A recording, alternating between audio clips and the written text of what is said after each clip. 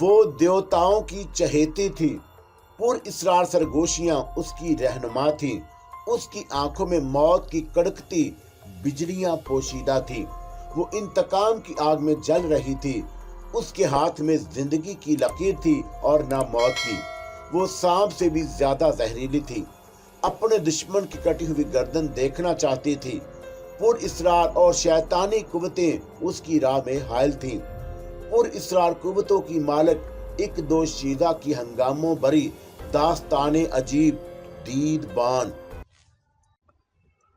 آج کی رات رائے گاہ نہیں جانی چاہیے، میں نے سوچا، اور ولیم کسی بھی وقت جھنڈ دیکھا نہیں کر سکتا تھا۔ کویتا کی واپسی تک میں نے سوچ لیا کہ کیا کرنا ہے۔ ہاں، بال کمند کو پچھلی سیٹ پر لٹا دو، میں نے کویتا سے کہا۔ کویتا میری ہدایت پر عمل کرنے کے بعد آگے آ کر بیٹھ گئی تو میں نے کار اسٹارٹ کر دی۔ متعاقب کار کو ڈاج دینے کے چکر میں راستوں پر میں نے دھیان نہیں دیا تھا، اور میں صرف 2 ہی دن تو اس اجنبی شہر میں گھومی پھری تھی، اور مجھے اسی لیے واپسی میں خاصی مشکل ہوئی۔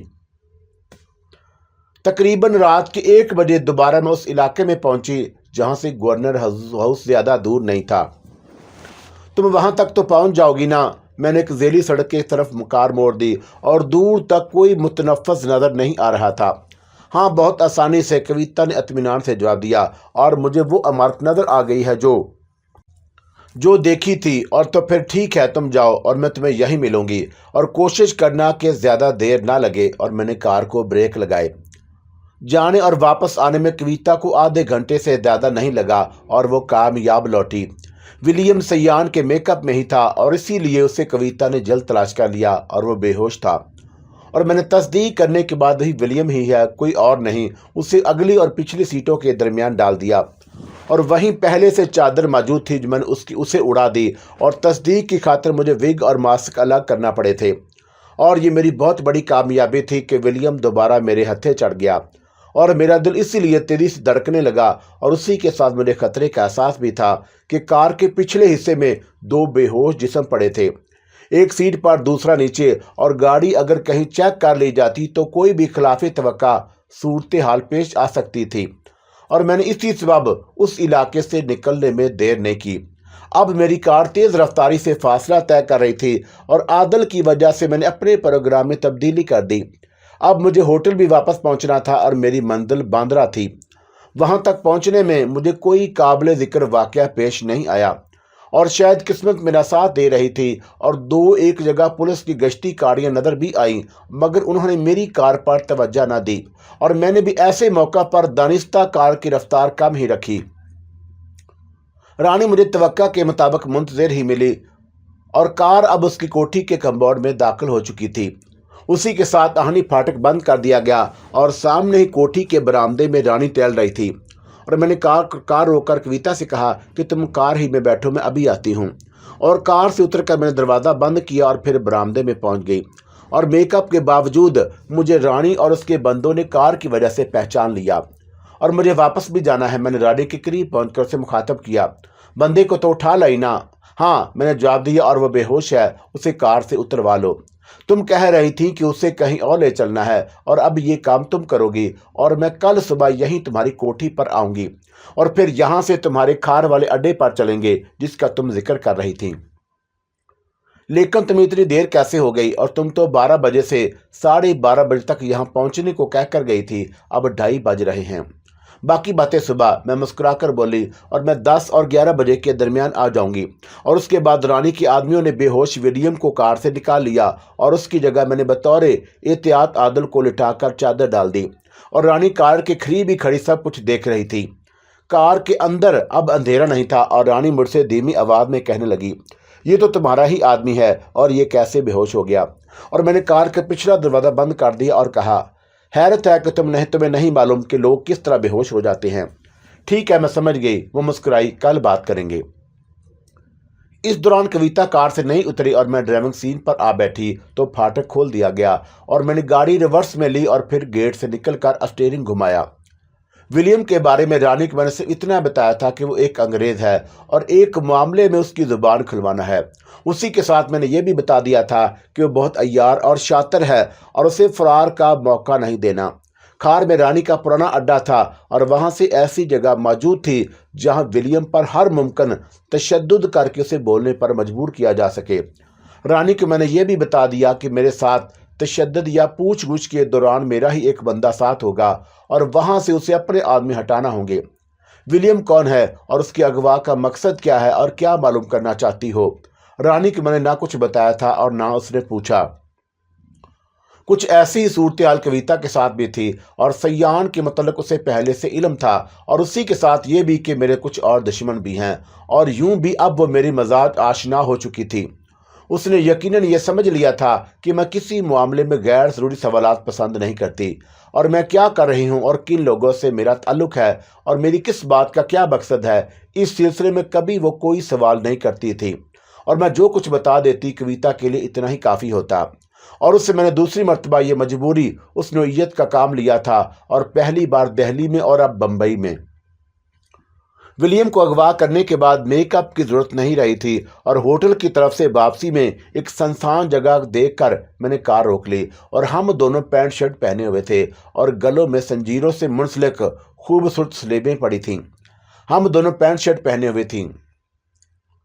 लिबास तब्दील करना तो मुमकिन नहीं था, इसलिए जंजीरें उतार दी और फिर मेकअप भी चेहरों पर ना रहने दिया और मुतमिन होकर मैंने कार आगे बढ़ाई और इतराफ का जायजा भी लिया। आदल को कार से इस कमरे में पहुंचाने की जिम्मेदारी कविता ने संभाल ली और वो आदल के बेहोश जिस्म को लेकर पार्किंग लॉट से गायब हो गई तो मैं कार से उतरी। मैं ऊपर पहुंची तो कविता अपने कमरे में मौजूद थी और मैंने दरमियानी दरवाज़ा बंद किया और लिबास तब्दील करके बिस्तर पर दराज हो गई। सुबह मुझे बांद्रा पहुंचना था और उससे जल्द ही आंख खुल गई और मुझे आदल की खबर भी लेना थी और जिसकी वजह से गुज़श्ता रात परेशानी उठानी पड़ी और मैं इसी सबब नाश्ता करने से पहले तैयार होकर बाहर आ गई। सुबह के 6:45 ही बजे थे। आदल के कमरे का दरवाज़ा काफ़ी देर दस्तक देने के बाद खुला और मैं अंदर दाखिल हो गई। मैंने आदल के चेहरे से अंदाज़ा लगाया कि उसके जहन पर अब तक गनूदगी तारी है और वह मेरे कहने पर बाथरूम में घुस गया और मैं इस दौरान में नाश्ता मंगवा चुकी थी। आदल बाथरूम से लिबास तब्दील करके निकला तो फ्रेश नजर आने लगा और रात को मैंने बड़ा अजीब ख्वाब देखा। आदल मेरे सामने वाली कुर्सी पर बैठ गया और हमारे दरमियान मौजूद मेज पर नाश्ता लगा हुआ था। पहले नाश्ता करो फिर यह बताना कि ख्वाब में तुम किसी चमगादड़ की तरह रात भर एक दरख्त की शाख से उल्टे लटके रहे और यह कहकर मैंने एक ट्रे अपनी तरफ खिसका ली और मेरा फिक्रा सह गया और उसके चेहरे से उलझन और किसी कदर फिक्रमंदी का इजहार हो रहा था और वो खामोशी से नाश्ता करने लगा। नाश्ता करके जब हम चाय पी रहे थे वो बोला, तुम्हें मालूम है कि मैं किसी पुरअसरार किस्म की खराफात पर यकीन नहीं रखता और उसके लहजे में संजीदगी से ज़ाहिर हो रही थी। तो फिर मैं क्या करूं? और मैंने उसे मुस्कुरा कर देखा। मैं जो कुछ कहने वाला हूं उससे तुम्हारा गहरा ताल्लुक है होगा, मुझे कोई खास दिलचस्पी नहीं और मैं तो इस वक्त तुमसे क्या किया हुआ एक वादा निभाने आई थी और मैं अपनी सहेली से मिलने जा रही हूं और तुम्हें चलना है तो चलो। वो तो खैर मैं चलूंगा, लेकिन रात को तुम कहाँ गई थी? तुम्हें बताया तो था मैंने। मैं चाहती थी कि वो खुद ही खुल जाए और उसी के बाद मैं उसकी खबर लेती। गवर्नर हाउस तो तुम नहीं गई थी। तुम्हें कैसे मालूम? मैंने फौरन सवाल किया। और तुम भी तो अपनी मालूमात के ज़राए बताने से गुरेज करती हो, फिर मैं क्यों बताऊं? ना बताओ, मैं नहीं पूछती तुमसे। हाँ, इतना ज़रूर कहूँगी कि आइंदा इस तरह की हरकत में पसंद नहीं करूँगी, मैंने संजीदगी से कहा। और मेरी बात सुनकर उसने तवील सांस लिया और फिर कहने लगा, तो तुम्हें मालूम हो ही गया कि तुम्हारा ताक़ब करने वाले कौन लोग थे। वो आकर खुल ही गया। और ये भी कि उनको मेरे पीछे लाने वाला कौन था। मैंने कहा, देखो मैं तुम्हें इसलिए अपने साथ दिल्ली से यहाँ नहीं लाई कि तुम दुश्वारियाँ पैदा करो और इस तरह मैं तुम्हारे खलूस पर शक नहीं कर रही, बात सिर्फ नादानी की है। तुम्हें यकीनन इल्म नहीं होगा कि तुम्हारी पुरखलूस नादानी की वजह से मुझे विलियम को गवर्नर हाउस से अगवा करने में कितनी मुश्किलात पेश आईं और ख़ासा वक़्त तुम्हारे खलूस और जहानत की वजह से रायगां हो गया। क्या क्या कह रही हो तुम? और विलियम को गवर्नर हाउस से अगवा कर लिया? और आदल के लहजे में बेयकीनी थी। मगर कब और कैसे? और तुम यहाँ से कविता के साथ निकली थी सिर्फ तुम्हें डाल देने के लिए। मैंने बात बना दी और मुझे अंदाज़ा था कि तुम खामोश नहीं बैठोगे और वही हुआ। तुम्हें और कविता को छोड़ने मुझे होटल आना पड़ा और तुम्हारे साथ मकामी तंजीम के अरकान अभी ख्वाम खा लपेट में आ गए और पता नहीं उन्हें अब तक होश भी आया होगा कि नहीं, या अभी तक शहर से बाहर कार में बेहोश पड़े होंगे। लेकिन तुम्हारी कार तो बहुत आगे जाकर रुकी थी और तुमने हमें बेहोश कैसे किया? होश हवास खोने से पहले खुद तुम्हें क्या महसूस हुआ था? बस अचानक नींद आने लगी थी और फिर तुम्हें याद नहीं क्या हुआ और तुम अपने कमरे में किस तरह पहुंच गए, यही ना? हाँ, जब दरवाजे पर मुसलसल दस्तक हुई तो मैं जाग उठा और मैं अपने कमरे में था और फिर खुद मैंने तुम्हारे लिए दरवाजा खोला जो अंदर से बंद था। और ये किस तरह मुमकिन है? ये इन बातों का वक्त नहीं। बहरहाल मैंने किसी भी तरह तुम्हारे कमरे में पहुंचा दिया। और कभी अकल पर जोर दे लिया करो। और तुम्हारे कमरे की खिड़की अभी खुली हुई है और मुझे वही मालूम है, मगर ये तीसरी मंजिल है। तो हुआ करे और तुम फिर फजूल बातों में उलझ गए। गलती दरअसल मेरी ही थी और ना मैं तुम्हें ये बताती कि रात को गवर्नर हाउस की तरफ जाऊंगी और नहीं सब कुछ होता।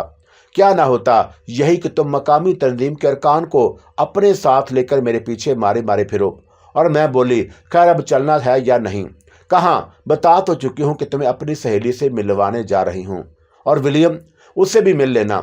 और हम दोनों इस वक्त तक चाय पी चुके थे और आदर मेरे साथ चल दिया। उसके चेहरे से अभी तक उलझन के आसार खत्म नहीं हुए थे और नीचे आकर कार की ड्राइविंग सीट पर बैठते ही उसने मुझसे पूछा, किधर चलना है? बांद्रा। और मैंने बता दिया। और उस वक्त 8 बज रहे थे और आराम से चलो, अभी खासा वक्त है। और मैं उसके बराबर आगे ही बैठी थी और कार होटल के हाथे से बाहर निकल आई तो आदिल बोला कि विलियम को वहीं रखा है। नहीं, वहां तो मैं तुम्हें अपनी सहेली से मिलवाने ले जा रही हूं और फिर विलियम के पास चलेंगे। देखना यह है कि इस बार भी वह ढीठ साबित होता है या और अपनी जान जार से गुजर जाता है। आदिल बोल उठा, नहीं, अब के जल्दबाजी की जरूरत नहीं। मैंने ताकीद की, और तशद्दुद इस हद तक करना है कि वह बर्दाश्त करता रहे और किसी को मुसलसल जगाया जाए, भूखा प्यासा भी रखा जाए और थोड़ा बहुत तशद्दुद भी किया जाता रहे तो रफ्ता रफ्ता उसके असाब जवाब देने लगते हैं। और ज़ुबान खुलवाने का एक तरीका ये भी है। हाँ, ये ज़रूर है कि उसमें देर लगती है, मगर कोई भी जल्दी नहीं है। और 2-3 रोज़ विलियम राइट के नाम सही, और मैं उसे मरने तो नहीं दूंगी और जब तक वो ज़ुबान नहीं खोलेगा। लेकिन ना तुम्हारे चेहरे पर मेकअप है और ना मेरे। बस उसे कुछ छुपाने की जरूरत नहीं और सीधी सीधी बात करना है। और जब वो जुबान खोल देगा तो फिर उसे जिंदा छोड़ देने का क्या जवाब? और ये बात उसे भी मालूम होगी। हुआ करे मालूम, मैं बेफरवाही से बोली। और जब उसकी कुव्वत इरादे खत्म हो जाएगी, असाब जवाब दे जाएंगे तो खुद ही बोल उठेगा। और उसके बाद कुछ देर खामोशी रही और फिर मुझे एक बात याद आ गई और मैंने आदिल को मुखातब किया। तुम्हें वो जुराम पेशा औरत रानी याद है और जिसका जिक्र तुमसे दिल्ली में किया था? हाँ, याद है। उसने तुम्हें अपने एक आदमी के कत्ल में फंसवाना चाहा था और मुख्तसरन तुमने उसके बारे में बता भी दिया था। लेकिन इस वक्त तो तुम्हें कहीं कैसे याद आ गई? कहीं इस वजह से तो नहीं कि उसका ताल्लुक भी इसी शहर से था और उसकी तरफ से तुम कोई खतरा तो महसूस नहीं कर रही? खतरा कैसा? हम इस वक्त उसी के पास तो चल रहे हैं और बांद्रा में वही तो रहती है। अच्छा, तो तुमने उसी का सुराग लगा लिया और पहले उसी से निपट लेना चाहती हो? हाँ, मैं हंस पड़ी और फिर उसे बताया कि शरीफ बालकमंद जी, इस समय आप उसी की कार ड्राइवर कर रहे हैं।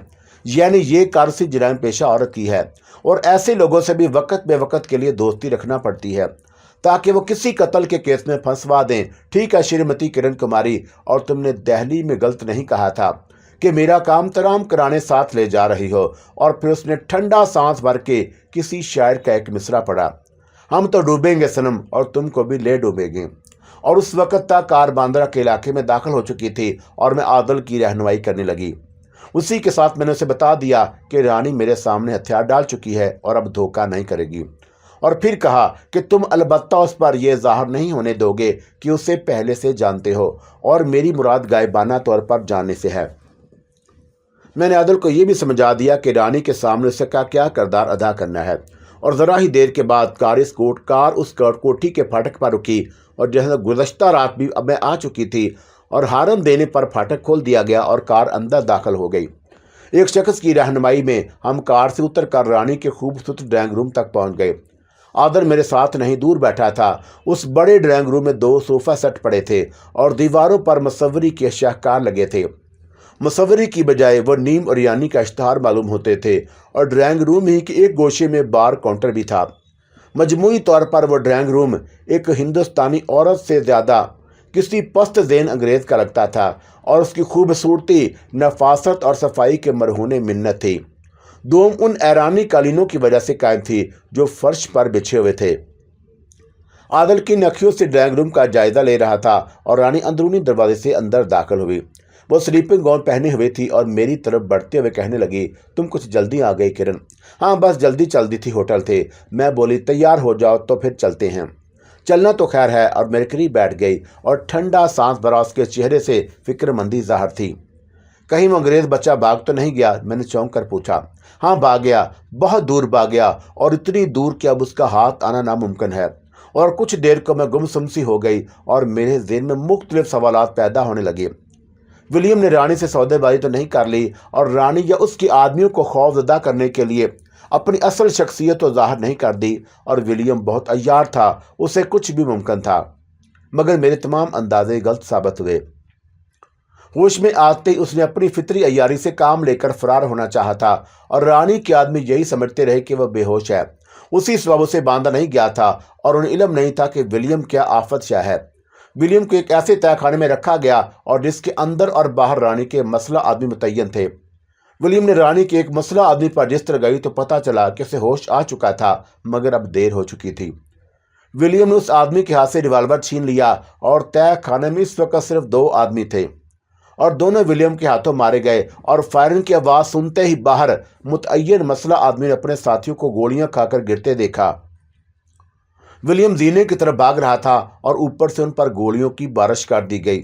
और कुछ ही देर पहले रानी को ये इतला मिली कि पूरा वाकया बयान करने के बाद रानी बोली, मैंने हुक्म दे दिया है कि तीनों लाशों को अभी इसी हालत में तहखाने के अंदर पड़ा रहने दिया जाए। मैं सोच ही रही थी कि तुम्हें जल्दी बुला लूं और तुम खुद ही आ गई। मुझे अपने आदमियों की गफलत पर इंतहाई शर्मिंदगी है। और मैं कुछ नहीं बोली, और बोलती भी क्या, अब कुछ कहने ना कहने से हासिल भी क्या था। विलियम ने मौत को गले लगाकर मेरी फतह को शिकस्त में बदल दिया था, और जल्द ही मैंने अपने हवास पर काबू पा लिया और कहा, और उसमें तुम्हारी कोई गलती नहीं, और मेरी वजह से तुम्हारे भी 2 आदमी मारे गए। उसकी कोई अहमियत नहीं, आदमी तो मारे ही जाते हैं, मगर उस अंग्रेज को नहीं मरना चाहिए था जिससे तुम्हें कुछ मालूम करना था। और मुझे तो अफसोस ये है कि तुमने मुझसे जिस पहले काम के लिए कहा और मैं वही अंजाम ना दे सकी। और रानी के लहजे में तासफ था, और फिर मुझे उसके चेहरे पर सख्ती के आसार नजर आए। चंद लम्हे बाद वह बोली, और कोई शेर तो नहीं था कि वह सबको चीर फाड़ डालता, उसे गोली मारना जरूरी हो जाती। और उसने 2 ही बंदे तो गिराए थे, और इतने बौखला जाने की क्या जरूरत थी। गोली ही चलाना थी तो उसके हाथ पैर चलाई होती ताकि रिवाल्वर छूट जाता। और खार चलना पड़ेगा, मैं आती हूँ अभी लिबास तब्दील करके। और ये कहते हुए उठकर खड़ी हुई और फिर अंदर चली गई। मैं खुद ये चाहती थी कि विलियम की लाश खुद अपनी आंखों से देख लूं, और शायद इस ख्वाहिश का सबब मेरा माजी ही था। और पहाड़ी बस्ती में दुश्मन का कटा हुआ सर देखने की रिवायत आम थी। इंतकामी जज्बात से कतई नज़र उसकी बड़ी वजह यह तस्दीक करना भी थी कि वाकई दुश्मन मारा जा चुका है। तारीखी किताबों में भी मैंने यही पढ़ा था कि बादशाहों को दुश्मनों या बागियों के सर तश्त में सजाकर पेश किए जाते हैं, या काट कर उनके पास रवाना किए जाते थे। और मुगल ताजदार औरंगजेब आलमगीर के खिदमत में उसके बड़े भाई और दारुल शिकवा का कटा हुआ सर पेश किया गया था। और क्या एक छोटे भाई के लिए यह कोई अच्छा नज़ारा होगा? मकसद सिर्फ ये तस्दीक होगी कि इक़्तिदार का दावेदार मारा गया और दरमियान में कोई साजिश नहीं हुई। और ऐसे ही मुतअद्दिद वाक़यात से तारीख के सफ़ात भरे पड़े हैं। मौजूदा वाक़े का पस मंज़र महज इतना था कि रानी या उसके आदमी को ये मालूम नहीं था कि विलियम कौन था। अगर उन्हें यह खबर होती तो शायद विलियम को गोली ना मारते, और वो तो विलियम ही की अहमियत से वाकिफ़ ही नहीं थे। रानी को सिलसिले में कुछ बताना मेरे नज़दीक खिलाफ मसलत था, और अपने 2 साथियों को गोली खाकर गिरते देखकर रानी के आदमी यकीनन बुखला गए थे, वरना वो यही कोशिश करते कि विलियम को जख्मी करके गिरा लें। दूर बैठने की वजह से आदल मेरे और रानी के दरमियान होने वाली गुफ्तगू यकीनन नहीं सुन सका था, और मेरी हदायत के मुताबिक वो लात अलग सा बैठा, और जैसे उस मामले से उसका कोई वास्ता ना हो, और वह अपना किरदार बखूबी निभा रहा था। रानी लफ्ज़ात तब्दील करने चली गई तो वो भी अपनी जगह से ना हिला, और ना रानी ने उससे बराह रास्त तारफ़ का हासिल करना चाहा, और ना मैंने ये ज़रूरत महसूस की। रानी लिबास तब्दील करके आ गई तो हम बांद्रा के खार के लिए रवाना हो गए, और ड्राइविंग सीट पर वही बैठी थी और बराबर वाली नशिस्त पर मैं, और आदल पिछली सीट पर था, और मुझसे वो औरत शर्मिंदा थी, और इसी शर्मिंदगी का गुस्सा अपने आदमियों पर उतारने का इरादा रखती थी। विलियम मर चुका था, और उसी के साथ रानी के 2 आदमी भी मारे जा चुके थे। मेरी नज़र में अब सब कुछ फजूल था और रानी अगर बतौर सज़ा अपने दो एक आदमी को और ठंडा कर देती तो उससे क्या हासिल होता, और मैं इसीलिए उसे समझाने लगी। मेरा मकसद तो महज विलियम की लाश देखना था, वरना तो मैं बांद्रा ही से अपने होटल में से वापस चली जाती। और रानी मेरे समझाने पर हूँ हाँ तो करती रही, मगर उसका चेहरा लहजे का साथ दे नहीं रहा था। जब रानी हमारे साथ खार के मखसूस हिस्से में पहुंची जहां उसका अड्डा था तो खुलबली सी मच गई और किसी से कोई बात किए बगैर वो इस इमारत में दाखिल हो गई जिस पर एक रिफाही इदारे का बोर्ड लगा था। और मैंने सोचा कि वो बोर्ड महज फ्रॉड होगा, मगर ऐसा नहीं था। अंदर एक हाल में मर्द, औरतें और बच्चे नजर आए और एक तरफ बड़ी सी मेज डाले दो डॉक्टर बैठे दिखाई दिए जो मरीजों का मुआयना कर रहे थे। और हाल ही में एक तरफ डिस्पेंसरी थी जहां से लोग दवा ले रहे थे और हाल में खासी गहमा गहमी थी। उस हाल से गुजरकर रानी के साथ हम छोटे से सहन में आ गए और सामने दाएं जानब एक बंद दरवाजे के सामने रुककर रानी ने मखसूस अंदाज में दस्तक दी। दरवाज़ा खोलने में देर नहीं लगी और हम रानी के साथ अंदर दाखिल हो गए। फौरन ही दरवाज़ा बंद कर लिया गया और दो मसला अफराद हमारे साथ चलने लगे। एक कमरे से गुजर कर राहदारी थी और वहाँ भी मसला अफराद नजर आए और उसी राहदारी के तकरीबन वस्त में एक और बंद दरवाज़ा दिखाई दिया और दरवाजे के सामने दो अफराद रिवाल्वर हाथ में लिए मुस्तैद चौकन्ना खड़े थे। हमारे वहाँ पहुँचते ही उन्होंने दरवाज़ा खोला और सामने से हट गए। अंदर दाखिल होते ही तय खाने में उतरने के लिए सीढ़ियां थीं और खासा बड़ा तय खाना था। मैंने एक ही नज़र में अंदाज़ा लगा लिया कि उस तय खाने को ज़ख़ीरा अंदोज़ी के लिए इस्तेमाल किया जाता होगा और वहाँ लगे हुए तमाम बल्ब जल रहे थे। जीने के अख्ताम पर सीढ़ियों के करीब कोई ऊंधा पड़ा था और आसपास खून फैला हुआ था और कुछ फासले पर एक और लाश पड़ी थी और जिसके करीब फर्श पर रिवाल्वर गिरा हुआ था। ज़रा और आगे तीसरी लाश थी और सीढ़ियाँ उतरने से पहले ही मैंने पूरे तहखाने का जायजा ले लिया। ऊंधे पड़े हुए शख्स के बारे में मेरा क़यास था कि विलियम होगा और अब तक रानी ने किसी से कोई पूछ गुछ नहीं की थी। हम सब दरवाजे के बाद और दीने के दरमियान जो जगह थी वहाँ खड़े थे। नीचे चले, रानी मुझसे मुखातब हुई। हाँ, मैंने कहा और फिर तेजी से सीढ़ियाँ उतरने लगी। रानी, आदल और दोनों मसला अफराद मेरे पीछे थे और नीचे पहुंचते ही मैंने इर्द गिर्द फैले हुए खून से बचते हुए ऊंधी पड़ी लाश को सीधा कर दिया और मरने वाला विलियम ही था। उसके अकड़े हुए हाथ में रिवाल्वर अब तक मौजूद था और सीना तकरीबन उधड़ा हुआ था और एक गोली उसकी गर्दन पर भी लगी थी और मालूम नहीं उसके जिस्म में कितनी गोलियां प्युसत थीं और सिर्फ चेहरा बच गया, वरना शिनाख्त मुश्किल हो जाती। मैंने तवील सांस लिया और सीधी खड़ी हो गई। अब तय खाने में रुकना बेसूद था और रानी हमें साथ लिए ऊपर एक कमरे में आ गई। औसत दर्जे का वो एक नशस्तगाह थी और हम कुर्सियों पर बैठ गए। जिन लोगों ने ऊपर से अंग्रेज पर फायरिंग की उन्हें बुलवाओ, रानी ने एक मसला शख्स को हुक्म दिया। दूसरा उसके इशारे पर नशस्तगाह के दरवाजे पर जाकर खड़ा हो गया और कुछ ही देर बाद कमरे में 4 अफराद दाखिल हुए।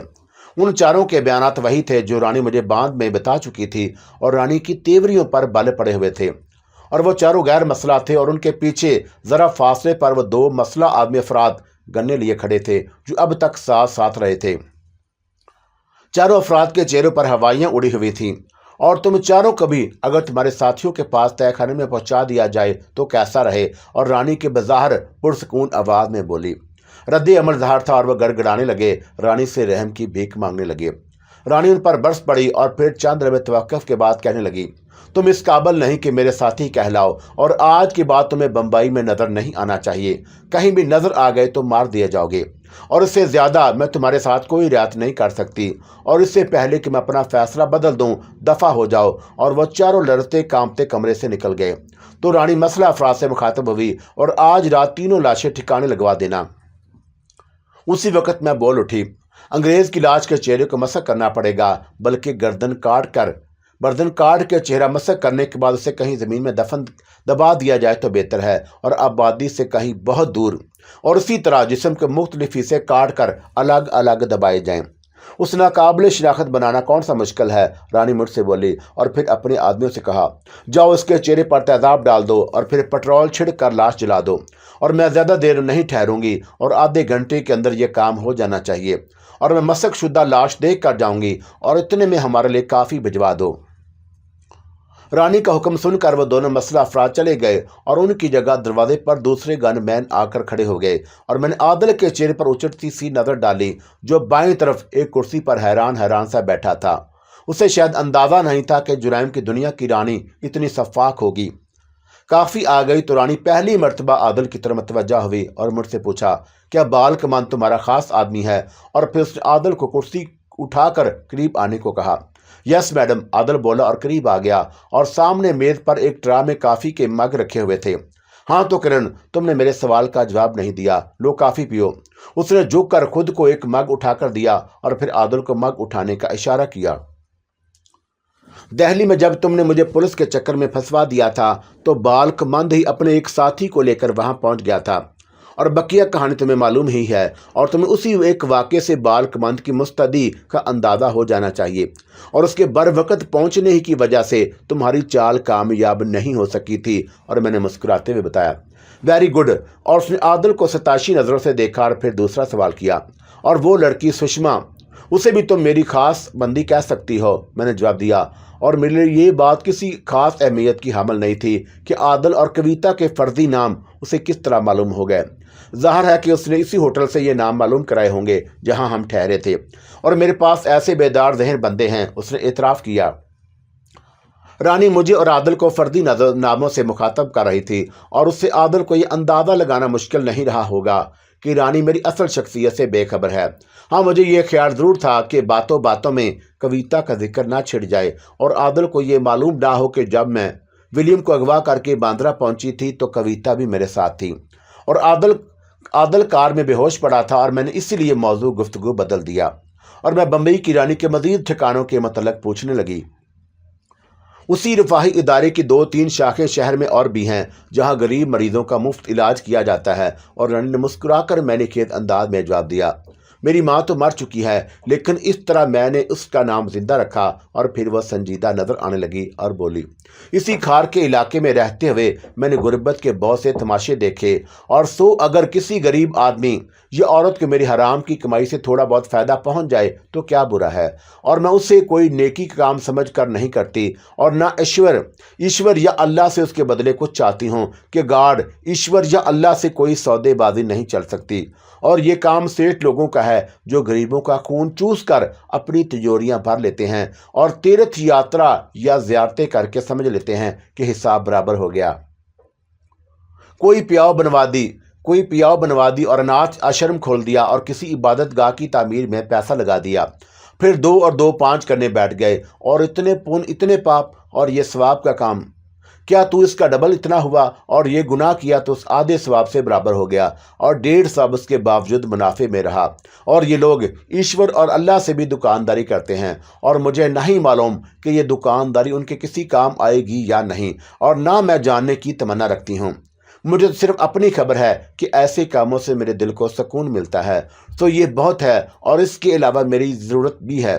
और किसी आम आदमी को शक नहीं होता कि रिफाही इदारे की आड़ में कुछ और भी हो रहा है। और वह बड़ा कड़वा सच बोल रही थी और मैंने उससे इत्तफाक या इख्तलाफ ज़रूरी नहीं समझा। जिंदगी को बरतने का अपना अपना ढब और अंदाज़े नज़र है। काफ़ी पीकर उसने अपनी कलाई पर बंधी हुई घड़ी देखी और फिर ज़रा देर बाद उसके कारिंदे वापस आ गए और उसके हुक्म की तामीर कर दी गई थी। तुम देखोगी उस अंग्रेज़ की जली हुई लाश, उसने मुझसे दराफत किया। नहीं, मैंने जवाब दी और फिर बोली, लाश नाकाबिल शनाख्त ही सही, मगर उसे कहीं ज़मीन में दबवा देना ज़रूर देना और मैं किसी भी मकान को नज़रअंदाज नहीं करना चाहती। गवर्नर हाउस से विलियम की पुरअसरार गुमशुदगी के बाद किसी मसक शुदा लाश का कहीं पाया जाना अय्यार हुक्मरानों को कड़ी से कड़ी मिलाने में मुआवन साबित होगा। किसी लाश को ठिकाने लगवाते हुए इतनी एहतियात कभी मैंने भी नहीं की। और क्या ये कोई बहुत अहम आदमी था? इंतहाई अहम। और मैंने सिर्फ इतना ही कहना काफ़ी समझा। रानी चली गई और फिर उसे लौटने में देर नहीं लगी। उसने कहा कि मैंने तुम्हारी हदायत पर अमल करने का हुक्म दे दिया है। मैं और आदल उठ खड़े हुए और रानी भी हमारे साथ थी। कार का रुख बांद्रा की बजाय जब होटल की तरफ हो गया तो मैंने पूछा, तुम रुकोगी मेरे पास?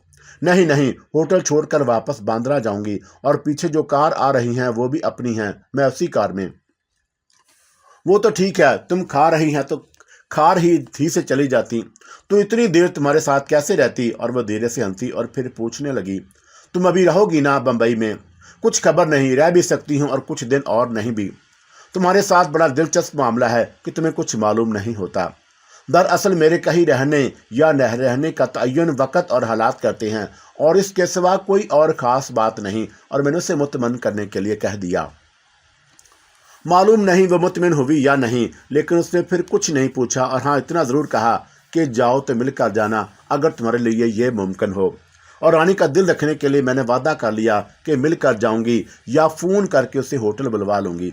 और उसी के साथ मैं बोली कि तुम्हारी कार भी तो वापस करना है, और उसके लिए तो खैर फ़ोन कर देना भी काफ़ी होगा, और ड्राइवर चाबियाँ ले जाएगा। मैं तो मिलने को कह रही थी। ठीक है, पूरी कोशिश करूँगी। और मैंने यकीन दहानी कराई। मुझे और आदिल को होटल के हाथे में छोड़कर रानी पीछे आने वाली कार में बैठकर वापस चली गई। दोपहर 12 बजे तक हम होटल पहुंच गए, और आदिल मुझे अपने कमरे में ले आया, और बैठते ही उसने मौजूदा सूरत-ए-हाल पर गुफ्तगू शुरू कर दी। और मैं ये तो नहीं पूछूंगा कि गवर्नर हाउस से विलियम राइट को तुमने कैसे अगवा किया और उसके लिए क्या प्लान की। हाँ, हुकूमत के रद्द अमल पर ज़रूर बात करूंगा, और कुछ ना पूछने की वजूह कई हैं। और एक तो ये कि तुम किसी सबब राजदारी बरतने लगी हो, और जिस पर मुझे कोई एतराज़ नहीं, और वह संजीदा था। कुछ मामलात में राजदारी भी ज़रूरी होती है। मसलन किसी से यह कह दिया जाए कि तुम्हारी निगरानी की जा रही है, तो लामहला उसकी तवज्जो दूसरी तरफ बटी रहती है, और ख्वाह वो निगरानी खुद उसी की हिफाजत के लिए हो। गुज़श्ता रात मुझसे जो हमाकत सरजद हुई उसका सबब ला इल्मी थी, और उसके अलावा ये कि तुम भी बम्बई में अजनबी हो और कहीं तुम्हें कोई ख़तरा पेश ना आ जाए। इतना तो मैं भी समझ गया था कि तुम्हें तो आकब की खबर हो गई है। और कोई सवाल ना करने की एक और वजह यह है कि कुछ बातें बगैर बताए भी समझ में आ जाती हैं। मेरा अंदाज़ा है कि तुमने विलियम के अगवा में रानी से काम लिया होगा। खैर जो भी हो, और गवर्नर हाउस से विलियम का यूं अचानक गायब हो जाना हमारे लिए नए खतरात को जन्म दे सकता है, और इस ज़मन में कई बातें काबिल गौर हैं। पहली अहम बात तो ये कि बम्बई में मौजूद हुकूमत के आला हकाम मसलन गवर्नर वगैरह को भी हकीकत का इल्म था या नहीं। और ये बात मैं इसलिए कह रही हूँ कि जब विलियम को अगवा किया गया तो वह सयान ही के गेटअप में था। अगर ये फ़र्ज कर लिया जाए कि वह हकीकत से बेखबर थे, तो बहरहाल सयान हुकूमत का मेहमान था, और उसकी गुमशुदगी उस सूबे के हकाम के लिए तशवीशनाक हो सकती है। और वो क्यों और कहाँ चला गया, और हुकूमत इस बात से बाखबर है कि मैं सयान पर हाथ डालना चाहती हूँ, और ऐसी सूरत में हुकूमत मुझ पर शुबा करेगी। उसी के साथ बम्बई में मेरी मौजूदगी के अमकान पर गौर किया जाएगा, और फिर सयान की तलाश के साथ साथ मेरी तलाश भी शुरू हो सकती है। लेकिन ऐसा हुआ भी तो वक्ती तौर पर होगा, और यहाँ की अल्लाह काम मरकज़ को सयान की गुमशुदगी से फौरी तौर पर या तलाश में नाकामी के बाद बहर सूरत बेखबर नहीं रखेंगे, और जैसे यकीनन इल्म होगा कि सयान कहाँ है, और ये कि सयान के गेटअप में विलियम था। ऐसी सूरत में मरकज़ी हुकूमत यहाँ के आला हकाम को सयान की मज़ीद तलाश से रोक देगी, और बम्बई के गवर्नर हाउस से विलियम जैसे गायक शख्स का गायब हो जाना मरकज़ी हुकूमत के लिए ज़्यादा बायस तशवीश नहीं हो सकता। हाँ, जब चंद रोज़ तक विलियम कहीं भी नज़र ना आया और मरकज़ी हुकूमत से रब्ता कायम ना किया तो सूरत हाल बदल जाएगी, और विलियम की गुमशुदगी में भी हुकूमत को मेरा ही हाथ नज़र आएगा, क्योंकि मैं पहले भी सयान के गेटअप में विलियम को दिल्ली से स्टेट गेस्ट हाउस से अगवा कर चुकी हूँ, और विलियम के तवस्सुत से हुकूमत के इल्म में ये बात आ चुकी है। सरफरोश तंजीम भी मेरे साथ भरपूर ताउन कर रही है, और उससे भी हुकूमत आगाह है। मुख्तसरन ये कि मेरे या तंजीम के लिए जो ख़तरात पहले थे वह अभी बदस्तूर मौजूद रहेंगे। अब हम दूसरे मफरूज़े पर गौर करते हैं, यानी बम्बई के हकाम विलियम की यहाँ मौजूदगी से वाकिफ़ थे, और इस तरह हमारे लिए फौरी तौर पर कोई ख़तरा नहीं, और विलियम की हैसियत और मर्तबे से आगाही कुछ दिन उन्हें गफलत का शिकार रखेगी, और यूँ हम बम्बई से बाआसानी जनूबी हिंद का रुख कर सकते हैं। अब बम्बई में रहना कोई ज़रूरी नहीं, और मैंने तफसील के साथ पूरी सूरत हाल वाज़े कर दी। कुछ देर आदिल के चेहरे से गौर फिक्र का इज़हार होता रहा, और फिर उसने बताया, गुज़श्ता रात तंजीम ने यह कन्फर्म कर दिया है कि रॉबर्ट हिम यहाँ से मैसूर ही गया है, और विलियम राइट की मौत के बाद अब एक यही अहम कार्ड हमारे सामने है, और ज़ाहिर है कि तुम यहाँ से मैसूर ही चलोगी। बम्बई से किधर चलना है, और इस सवाल को फ़िलहाल ज़हन से झटक दो। चलो, झटक दिया। फिर तुम ये बता सकते हो कि वायसराय के 2 करीब तरीन अहम अफराद का पहले बम्बई आना और फिर उनमें से एक का मैसूर जाना क्या ज़ाहिर करता है? ये कि इस इलाके में कोई अहम मामला दरपेश है, आदिल ने जवाब दिया, और जनूबी हिंद में हुकूमत के लिए क्या मामला अहमियत का हामिल हो सकता है और उस पर गौर करना पड़ेगा। मैं गौर कर चुकी हूँ, तो फिर तुम ही बता दो किस नतीजे पर पहुंची। और मेरे जवाब में आदल को अखज़शुदा नताइज से आगाह कर दिया, और उन नताइज का तल्लुक़ हुकूमत के आइंदा इक़दामात से ही था और मुमकिन इक़दामात। तुम जो कुछ कह रही हो और हुकूमत के लिए मुश्किल तो ज़रूर है, नामुमकिन नहीं। और जिस तरह उसने हिंदुस्तान की तमाम छोटी बड़ी रियासतों पर रफ्ता रफ्ता कब्जा कर लिया या फिर उन्हें अपना सदेश और हमनवा बना लिया, उसी तरह किसी न किसी बहाने से हुकूमत आइंदा रियासत कोडक पर भी हाथ साफ कर सकती है। और उसके लिए हुकूमत को अभी से मनसूबा बंदी और राह हमवार करने की ज़रूरत है। हर जगह अंग्रेज़ों ने आपस के नफाक, इक़्तिदार की जंग और अमूमन हिंदुस्तानी हुक्मरानों की नाअहली से फ़ायदा उठाया है। और मज़कूरा रियासत के बारे में मुझे ज़्यादा इल्म नहीं, लेकिन मालूमात हासिल की जा सकती हैं, और उस खित्ते में हमारी तंजीम के जो लोग सरगर्म अमल हैं वह ज़रूरी मालूमात फराहम कर सकते हैं। और उससे एक और नतीजा भी बरामद होता है कि इस इलाके में रॉबर्ट हीम का क़याम तवील अरसे से भी मुमकिन है, और ये बात बहरहाल हमारे हक़ में जाती है। फिर तो हमें यहाँ से मैसूर ही चलना चाहिए, और वहाँ भी तंजीम की शाख मौजूद है। आदल ने अपने ख्याल का इज़हार किया। नहीं, हमें उधर का रुख करना है जहाँ असल मार्का मतवक्का है, यानी कोडक। मैंने कहा, और तुम यहाँ की मकामी तंजीम के ज़िम्मेदारों से मिलकर कोडक के बारे में मुमकिन मालूमात हासिल करो, और ये भी कि हम बेहिफाजत कोडक किस तरह पहुँच सकते हैं। और वह बहरहाल एक अलग रियासत है, और वहाँ अंग्रेज़ों का भी अमल दखल नहीं। सरफरोश तंजीम गैर मुल्की का गासबों के खिलाफ बरसरे पैगार है, और कोडक अंग्रेज़ों की हदूद मुमक्कत में शामिल नहीं, और इसलिए ज़ाहिर है कि तंजीम की कोई शाख वहाँ मुमकिन नहीं। और आज ही दोपहर के बाद ज़िम्मेदार अफराद से मिल लूँ। हम जितनी जल्दी बम्बई से निकल जाएं तो बेहतर है। ज़ाहिर है हम कोडक पहुंचकर उस रियासत के हिंदू राजा को आने वाले ख़तरात से आगाह करेंगे, और इस तरह ये रियासत गैर मुल्की हुक्मरानों से दो हाथ करने के लिए मैदान जंग का काम दे सकती है। और आदल का लहजा आखिरी अल्फाज अदा करते हुए पुरजोश हो गया। और बेखबरी भी कितनी बड़ी नेमत है, और बेइख्तियार मेरे मुँह से यह जुमला निकल गया। और आदल मेरा मुंह देखता रह गया, और फिर कहने लगा, और तुम्हारी बात का मतलब मेरी समझ में नहीं आया। समझ जाओगे, फ़िलहाल जो कहा है वो करो। फिर तुम बकरात बनने लगी। चलो मैं नहीं, तुम बकरात बन जाओ, और मुझे उस पर हरगिज़ कोई एतराज़ नहीं होगा। अच्छा, अब उठो, और खाने का वक़्त हो रहा है, और मुझे खाना खाकर सोना भी है। कविता भी हमारे इंतज़ार में भूखी होगी। और कहाँ खाओगे खाना? उस कमरे में और मेरे रूम में, या नीचे डाइनिंग हॉल में चलें? आदल उठकर मेरे कमरे में आ गया, और कविता भी मैंने वहीं बुलवाकर खाना मंगवा लिया। खाना खाकर आदल प्रोग्राम के मुताबिक रवाना हो गया, और कविता मेरे पास अकेली रह गई। तो मैंने उसे मुखातब किया, तुम्हें एक बार फिर बड़े महाराज चंद्र मोहन के बम्बई अशर में दाखिल होने का खतरा मोल लेना है। और तुम्हारी गुज़श्ता इतला के मुताबिक वो बम्बई से जनूबी हिंद जाने वाला था, और पहली बात तो ये मालूम करना है कि वो चला गया या नहीं, और दूसरी बात ये कि अगर वो जा चुका है तो जनूबी हिंद में किस जगह गया। चंद्र मोहन बम्बई अशर में तो नहीं, तो ये मालूम करने में देर लग सकती है कि वो किधर गया है। कविता ने जवाब दिया, और अब उसके लहजे अल्फाज में चंद्र मोहन के लिए एहतराम नहीं था, और वह अपनी बात जारी रखते हुए मज़ीद बोली, और उसके लिए मुझे कुछ समय आश्रम में गुजारना होगा, और आश्रम में मौजूद चेलों और दासियों की बातें छुप कर सुनने के बाद ही कुछ पता चल सकता है, और मैंने पहले भी यही किया था। कोई परवाह नहीं, और तुम रात तक भी लौट कर आ सकती हो, और तुमने शायद सोकर अपनी नींद पूरी कर ली होगी, और मुझे अभी सोना है। और नाश्ता कब किया था? सुबह 10 बजे आँख खुली थी तो जलपान कर लिया था। तो फिर ठीक है, तुम जाओ, और अगर जल्द भी लौट आओ तो मुझे शाम 5 बजे तक सोने देना। कविता चली गई तो मैं लिबास तब्दील करके सोने लेट गई, और नींद आने में ज़्यादा देर नहीं लगी थी। शाम 4 बजे टेलीफोन की घंटी मुसलसल बजने लगी, और मैं जाग उठी, और लेटे ही लेटे मैंने करवट बदली और हाथ बढ़ाकर रिसीवर उठा लिया। ऑपरेटर ने लाइन मिला दी तो आदल बोला, हेलो किरण कुमारी, मैं बाल मकमंद बोल रहा हूँ। बोलो, क्या बात है? श्याम बाबू से मुलाकात हो गई, और पीली भेत में तुम्हारे पिताजी को वो कोई ज़ुबानी पैगाम भिजवाना चाहते हैं। मैंने कहा, और मुझे बता दें, पैगाम तो बोले कि किरण ही से मिलकर बात करना होगी, और तुम्हारे पिताजी को भी उन्होंने खत लिखा था, पर जवाब नहीं आया, और वह अपने बेटे का विवाह तुम्हारी कज़न उर्मिला से करना चाहते हैं, और उस विषय में तुम्हें खुद तुम्हारे राय से भी उन्हें जानकारी की आशा है। तुम कहो तो साथ लेता आऊँ उन्हें। और आखिर वह तुम्हारे पिताजी के मित्र हैं, और ये भी शिकायत कर रहे थे कि बम्बई में उनके होते हमें होटल में नहीं रहना चाहिए। عادل نے مجھے اشارتی زبان میں بتا دیا کہ تنظیم کے بمبئی شاہ کا کوئی اہم اور ذمہ دار شخص مجھ سے خود ملنا چاہتا ہے، اور میں نے عادل کو جس گھر سے بھیجا تھا اسی سلسلے میں براہ راست تفصیلی گفتگو مقصود ہوگی۔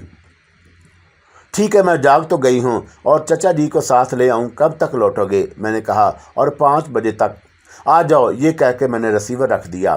اب آرام کا وقت گزر چکا تھا، اس لیے میں اٹھ کھڑی ہوئی، اور کویتا اس وقت تک لوٹ کر نہیں آئی تھی۔ آنے والے شخص کا نام شیام بابو ہی تھا، اور یہ بات مجھے بعد میں معلوم ہوئی۔ پہلے میں اسے کوئی فردی نام سمجھی، اور میں نے عادل کے کمرے میں اس سے ملاقات کی۔ دیکھنے میں وہ کوئی کاروباری آدمی لگتا تھا، اور صاف ستھری سفید دھوتی، بند گلے کا جے پوری کوٹ اور اسی کپڑے کی ٹوپی، اور یہ اس کا لباس تھا۔ سیاہ نیوی کٹ جوتے اور پیروں میں تھے، اور چہرے پر بردباری اور سنجیدگی، اور رنگ سانولا مگر نکوش دیدہ زیب، اور اس کی عمر 50 برس سے زیادہ معلوم ہوتی تھی۔ جسم نہ بھاری تھا اور نہ بہت ہلکا، اور تنظیم کے بمبئی شاخ کا شعبہ تفتیش و سراغ رسانی اسی کے تحت کام کر رہا تھا۔ اس کی پوری شخصیت میں آنکھیں سب سے نمایاں تھیں، بڑی بڑی آنکھوں سے ذہانت جھلکتی، اور اردو اہل زبانی کی طرح بولتا، اور مجھے اس کے ہاتھ میں چمڑے کا ایک بیگ بھی نظر آیا۔ اس نے درمیانی میز پر رکھ دیا، اور عادل اسی کے قریب کرسی پر بیٹھ گیا، اور میں ان دونوں کے سامنے بیٹھی تھی، اور کچھ دیر رسمی گفتگو کے بعد اصل موضوع پر بات شروع ہو گئی۔ کرن جی، آپ بہت ٹھیک وقت پر یہاں پہنچی ہیں، ورنہ ہمیں خود کوڈ کا رخ کرنا پڑتا، اور تنظیم نے بہت پہلے صورتحال کا اندازہ کر لیا تھا کہ انگریز جلد یا بدیر اس ریاست کی خود مختاری بھی چھین لے گی۔ شیام بابو نے کہا، اور کاویری مکل کوٹ سے ہمارا رابطہ قائم ہے۔ ممکن ہے شیام بابو مزید کچھ کہتا، اور میں بول اٹھی۔ اردو میں کاویری مکمل کوٹ کا ترجمہ انجمن فرزادانی کاویری ہونا چاہیے۔ جی، اور یہ بھی اچھی بات ہے کہ آپ کو کٹر زبان بھی آتی ہے، اور کسی بھی علاقے کی زبان جاننا بڑی اہمیت رکھتا ہے، اور اس کام میں سے آسانی ہو جاتی ہے۔ دراصل جنوبی ہند میں بولی جانے والی زبانوں مثلاً مراٹھی، گجراتی، ملیالم، تیلگو اور کنٹر وغیرہ کا سورس ایک ہی ہے، یعنی سنسکرت، اور کٹر میں بکثرت ہندی الفاظ شامل ہیں، اور لہجہ البتہ مختلف ہے، اور تلفظ بھی، اور مجھے اس لیے یہ زبان سیکھنے میں زیادہ دشواری نہیں ہوئی، اور میں نے گویا اپنی صفائی پیش کی، ورنہ تو حقیقت کچھ اور ہی تھی۔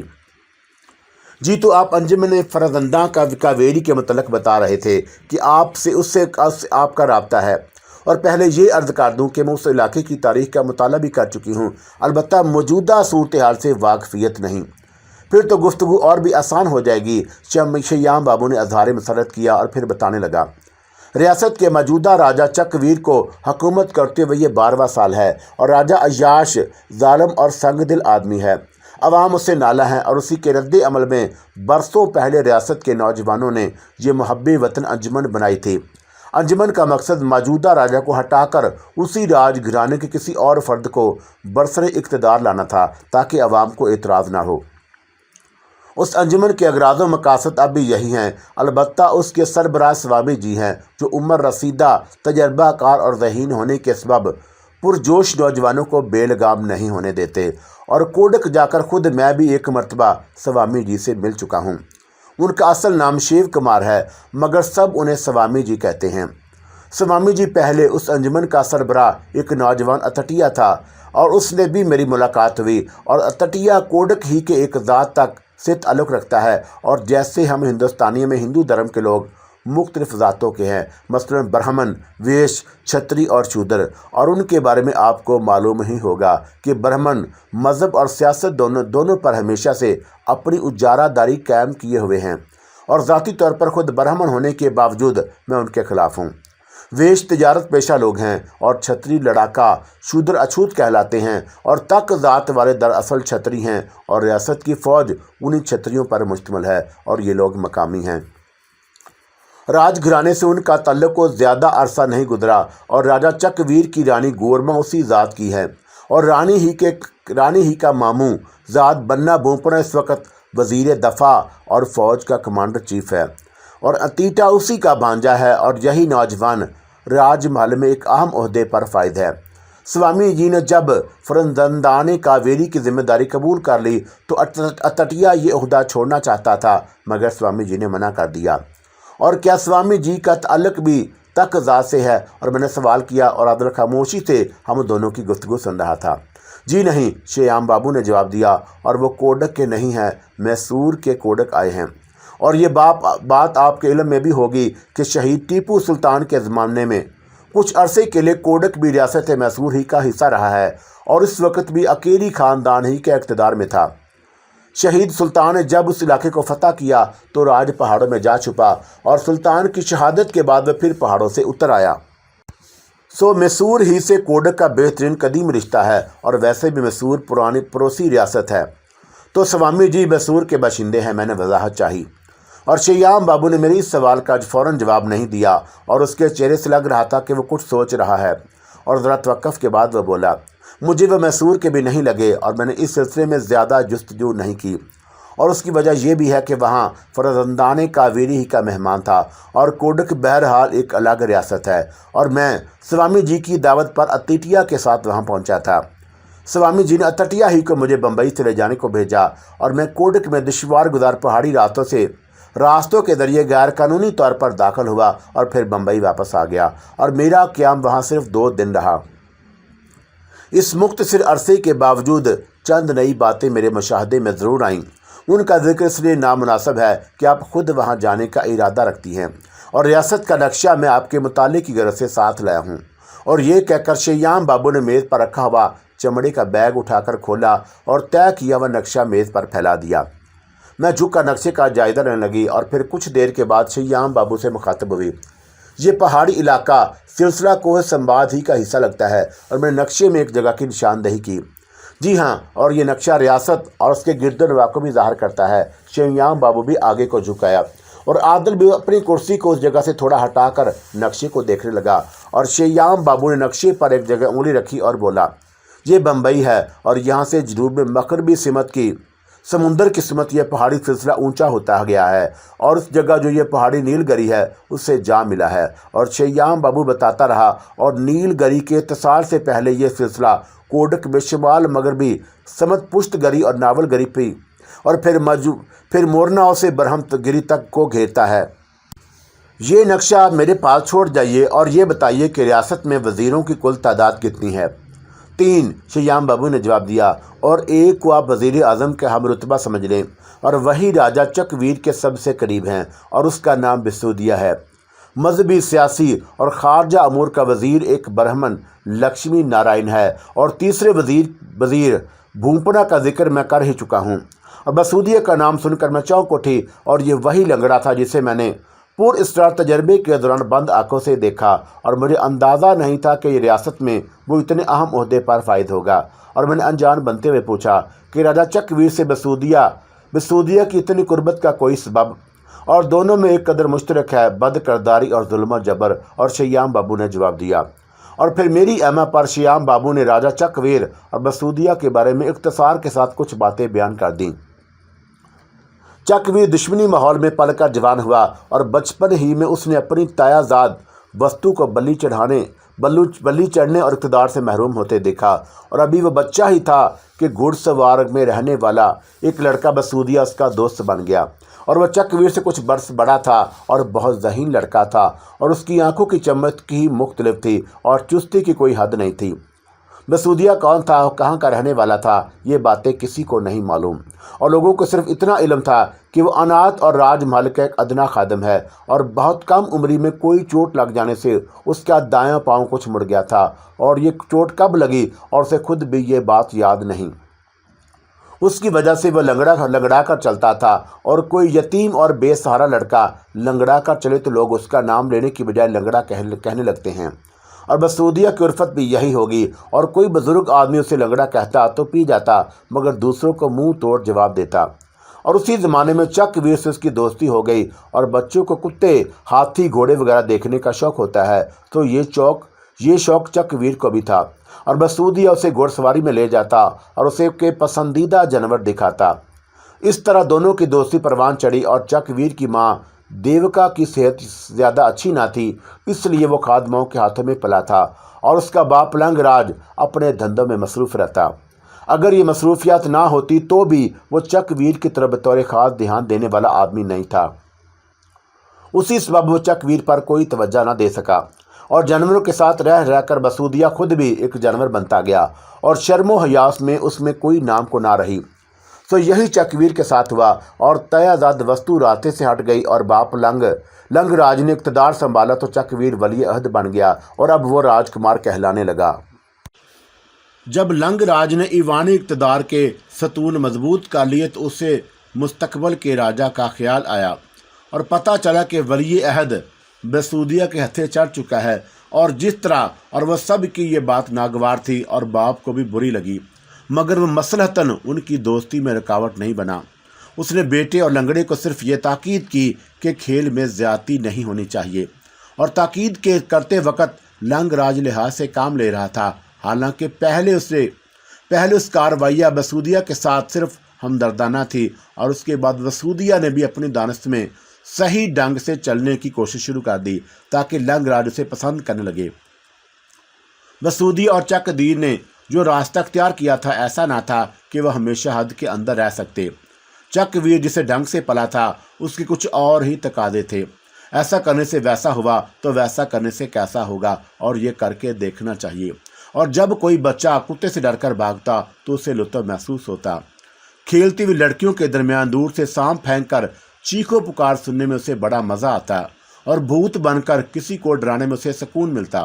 اور ایک مرتبہ کسی نڈر آدمی نے اسے بھوت بنے ہوئے پکڑ لیا، اور یہ ایک با اثر آدمی تھا۔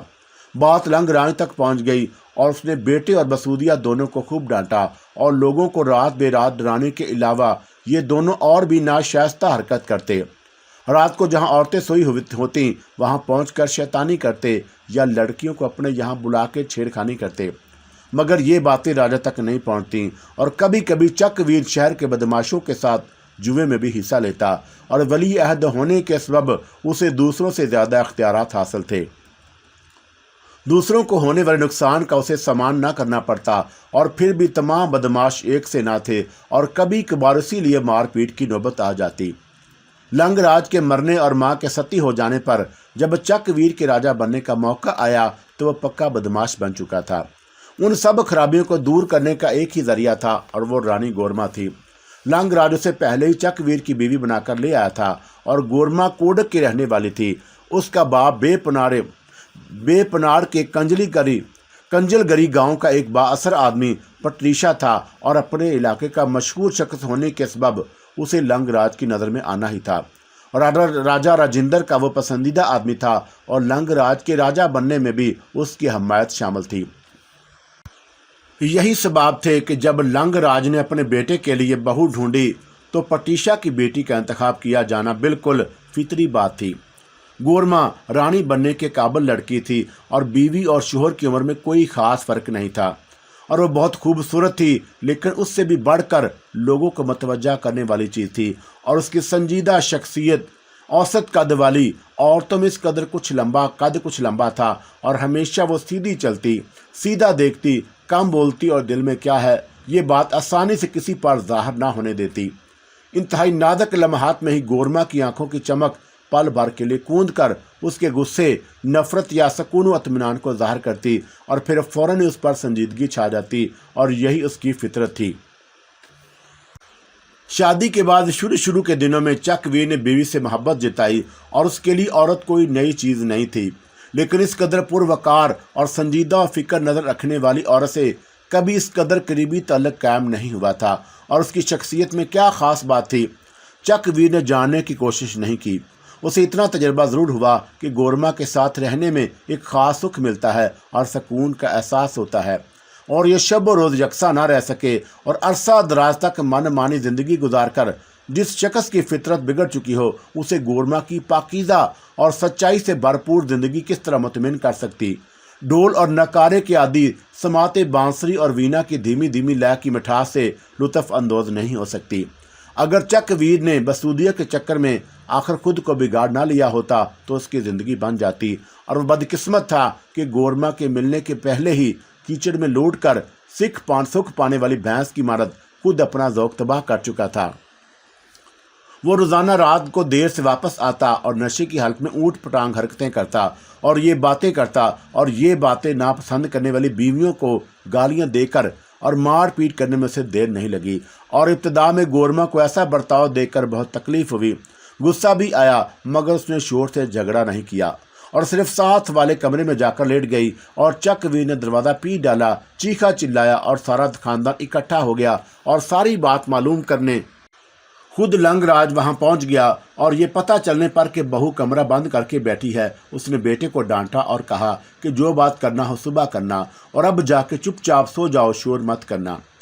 اگلے روز لنگ راج بہو کے پاس گیا اور بولا کہ تمہیں گھر کی لکشمی بنانے کے لیے ڈھونڈ کر لایا ہوں، اور تمہارے پتی کے پاس عقل نہیں، سو تمہیں عقل سے کام لینا ہوگا، تمہیں اسی کے ساتھ ساتھ چلنا ہے، اور یہ سوچ کر کہ پتی کا سلوک اچھا نہیں، پتنی بھی ویسی ہی بن جائے، اور پھر محل تو کیا جھونپڑی بھی نہیں رہے گی، اور یہ سمجھ لو کہ راج محل تمہارا ہے، اور یہ سب کچھ برقرار رکھنے کے لیے ہی پتی کو اپنا بنا لو، اور پیڑ کو بچا کر پھول کھانا ہی عقل مندی ہے۔ گورما کی ساس دیوکا نے بھی اسے تسلی دی اور کہنے لگی کہ راج محل میں بہو کو اتنا تو سہنا ہی پڑتا ہے بیٹی، اور یہ سب میں بھگت چکی ہوں، اور تمہارے سسر نے میری آنکھوں کے سامنے دوسری عورتوں سے عیاشیاں کی ہیں، اور ان سے بیٹا ہی اچھا ہے جو کرتا ہے، باہر ہی کرتا ہے۔ گھبراؤ مت، ماں بن جاؤ گی تو بچوں ہی کو اپنا سنسار مان لینا، اور عورتوں کے لیے اس کے بڑھ کر اور کوئی سکھ نہیں، اور میں نے اسے قسم دلائی ہے کہ وہ کسی اور رانی کے روپ میں نہیں لائے گا، اور اتنا ہی کر دے تو کافی ہے۔ گورما سنجیدہ ہی نہیں ذہین بھی تھی، اور اس نے سسر کی بات بھی سنی، اور ساس نے جو کہا تھا اسے بھی توجہ سے سنتی رہی، اور دونوں کو باتوں کو اس نے ذہن نشین کر لیا، اور گزشتہ رات کے واقعے کو ذہن سے جھٹک کر وہ پرسکون ہو گئی۔ اس نے فیصلہ کر لیا کہ شوہر کو غلط راستے سے ہٹا کر رہے گی اور شوہر کی حفاظت کرے گی۔ 3 سال بعد وہ ایک بچی کی ماں بن گئی، اور بچے عموماً ماں یا باپ میں سے کسی ایک کی شباہت رکھتے ہیں، لیکن اس بچی میں دونوں کی چھاپ تھی، اور لنگ راج کو لڑکے کی تمنا تھی، مگر اس نے لڑکی کو بھی اپنایا اور پیار سے پالا، اور وہ دادا کی لاڈلی تھی۔ چک ویر بھی بچی کے پاس آتا تو بھلا بن جاتا، اور کتنا بھی غصہ کیوں نہ ہو بچی کو دیکھ کر خاموش ہو جاتا اور غصہ پی جاتا۔ اس بچی کی وجہ سے غیر ارادی طور پر وہ گورما کا بھی لحاظ کرنے لگا، اور لنگ راج چند سال اور زندہ رہتا تو ممکن ہے کہ چک ویر کو برے بھلے کی پہچان ہو جاتی، لیکن یہ بات گورما کے مقدر میں نہیں تھی۔ باپ دنیا سے سدھارا اور بیٹا راجا بنا، اور جو دل میں آتا وہ کرتا، اور جدھر منہ اٹھاتا چل دیتا، اور اس طرح وہ اور بھی بے راہ ہو گیا۔ لنگ راج کا وزیر اعظم ناطق پومپا تھا، اور لکشمی نارائن اور پومپا بقیہ 2 وزیر تھے۔ وزیر اعظم نے جیسے تیسے چک ویر کی حماقتوں کو برداشت کیا، اور پھر اس نے چک ویر سے یہ کہہ کر اپنے عہدے سے استعفیٰ دے دیا کہ میری صحت ساتھ نہیں دے رہی، اور آپ کو میری جگہ کسی کو اور کو مقرر کرنا چاہیے، اور اس طرح ایک اہم عہدہ خالی ہو گیا، اور چک ویر کو موقع مل گیا کہ وہ مسعودیہ کو وزیر اعظم مقرر کر دے، اور یہ موقع نہ بھی ملتا تو شاید وہ وزراء کی تعداد میں بڑھا دیتا، اور پومپا کے خود ہٹ جانے سے نئی جگہ بنانے کی ضرورت نہیں رہی۔ کتوں کے رکھوالے کا وزیر اعظم بن جانا باقی دونوں وزیروں کو اچھا نہیں لگا، لیکن اس مسئلے کا کیا حل ہو ان کی سمجھ میں نہیں آیا۔ پومپا اور لکشمی نارائن نے آخر یہ طے کر لیا کہ سابق وزیر اعظم چک ویر کے سامنے بے اطمینانی کا اظہار کرے گا۔ مسعودیہ کے وزیر اعظم بننے کے بعد کئی بار دربار لگا تھا، لیکن وزراء کے لیے 2 ہی کرسیاں رکھی جاتی۔ یہ پہلا موقع تھا کہ 2 کی جگہ دربار میں 3 کرسیاں وزیروں کے لیے رکھی گئی، اور پومپا اور لکشمی نارائن دربار میں پہنچے تو انہیں یہ دیکھ کر حیرت ہوئی، لیکن دونوں ہی اس کا مطلب سمجھ گئے۔ شیام بابو سے ابھی گفتگو جاری تھی کہ میری توجہ دوسری طرف مبذول ہو گئی، اور مجھے ایک آشنا آواز کی سرگوشی سنائی دی۔ زحمت تو ہوگی آپ کو، میں نے شیام بابو کو مخاطب کیا، کیا کل بھی تشریف لا سکیں گے؟ عقل مند کا اشارہ کافی ہوتا ہے، شیام بابو نے کہا۔ کیوں نہیں، آپ حکم دے تو ضرور حاضر ہو جاؤں گا، اور میں نے ریاست کے بارے میں جو کچھ عرض کیا ہے آپ غالباً اس پر سوچ و بچار کرنا چاہتی ہیں۔ اس ذہین آدمی نے یہ کہہ کر مجھے شرمندگی سے بچا لیا اور اٹھ کھڑا ہوا۔ ریاست کا نقشہ اس نے میز پر ہی چھوڑ دیا، اور جو بھی وقت ملاقات کے لیے ضروری سمجھیں بالک مند جی سے کہہ دیجیے گا، اور یہ مجھ سے رابطہ قائم کر لیں، اب اجازت چاہتا ہوں۔ اور پھر وہ اپنا بیگ اٹھائے ہوئے آگے بڑھا تو عادل نے پہل کی، اور اس نے بطور احتراماً شیام بابو کے لیے کمرے کا دروازہ کھول دیا تھا۔ شیام بابو کمرے سے نکل گیا تو میں بھی اٹھی، اور عادل دروازہ بند کرنے والا تھا کہ میں نے کہا، دروازہ کھلا رہنے دو، میں بھی جا رہی ہوں، اور نقشہ میرے ہاتھ میں تھا۔ عادل نے پلٹ کر سوالیہ نظر سے مجھے دیکھا۔ تھک گئی ہو، کچھ دیر آرام کرو گی؟ तुम ही थक जाती हो। और क्यों, क्या मैं कोई पत्थर की बनी हुई हूँ?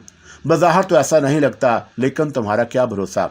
और मैं सुनी अनसुनी करके अपने कमरे में आ गई और मेरी तवक्का के मुताबिक कविता वहाँ मौजूद थी।